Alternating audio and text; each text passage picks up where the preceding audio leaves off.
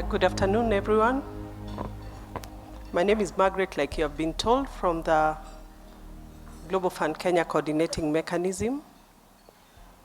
Dr. Daniela has just taken you through, the Global Fund is a mechanism that is here to support us or to support countries, who we call the implementer countries.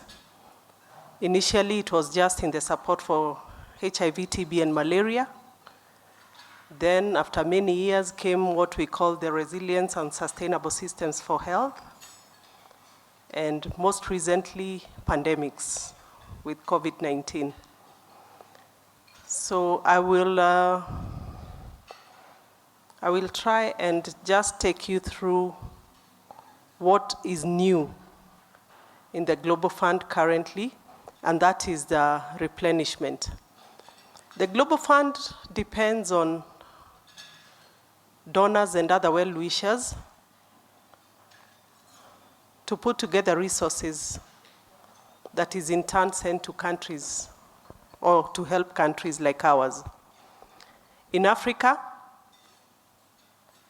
the Global Fund supports countries both in Eastern and Southern Africa. When I say Eastern and Southern, is because we have countries that are outside East Africa, what we know as East Africa, and in Western Central Africa.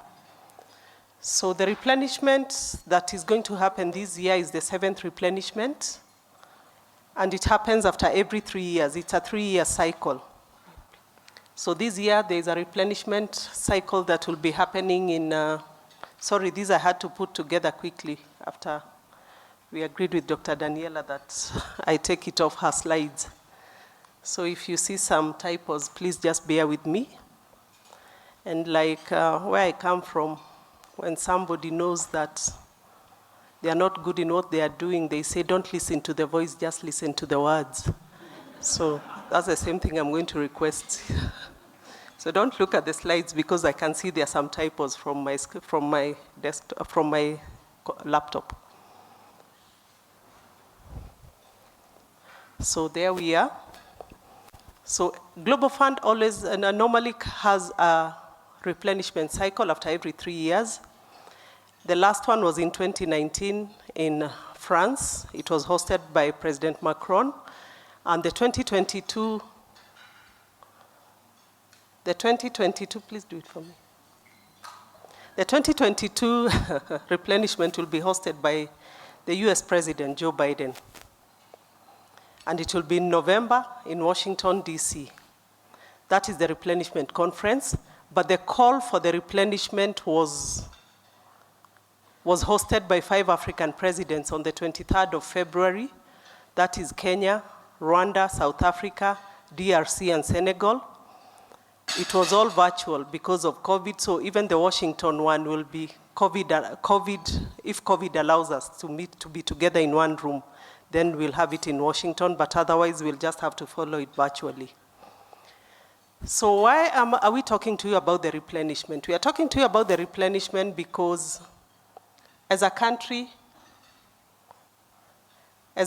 we've always contributed, or rather the Kenya government has always contributed. And in the last 4 cycles, this is how Kenya contributed. The first time, it was 800,273 USDs.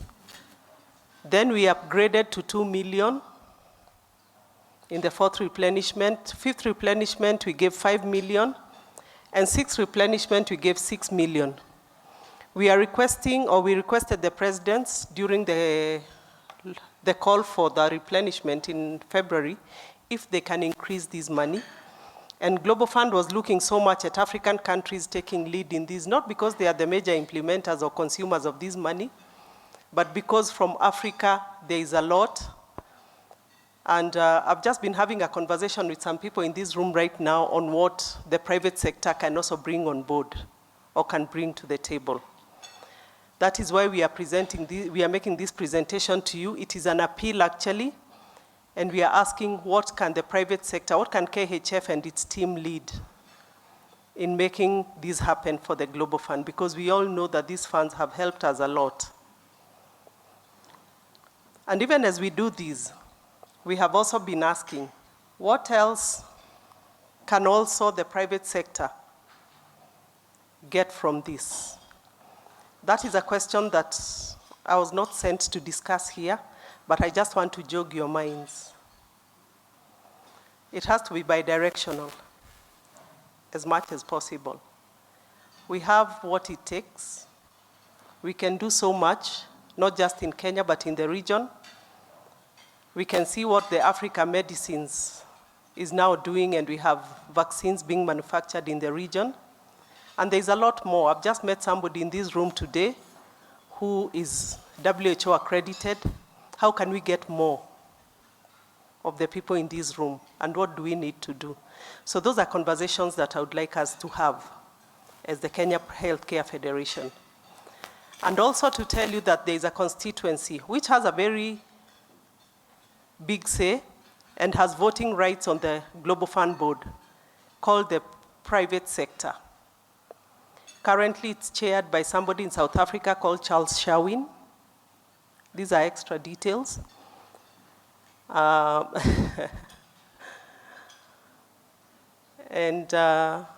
it would be good if we also became KHF became members of the private sector constituency, so that you also sit and make decisions that now go directly, not go through the country CCM only. So you should be at the table also, not as the menu, but as the partakers. So how are we going to do this? Dr. Nyalita and I have just agreed that we are going to have a conversation beyond this, and we see how we can make sure that our KHF is also in the Global Fund arena through the private sector constituency. And let us not try to go it alone, because we need the strength of numbers. There is voting everywhere, so even in that constituency there is voting. If we ever want one of our own to become the representative at the Global Fund, then you'll need others to vote for you. So don't go it alone. Let us make sure that we work towards this. So I came to give you this information and to also challenge you as a constituency, because there is a lot out there. Other countries have been enjoying this. Maybe I'll also again go back to the same thing I had as I was growing up. God's timing is the best. So maybe this is the right time for KHF.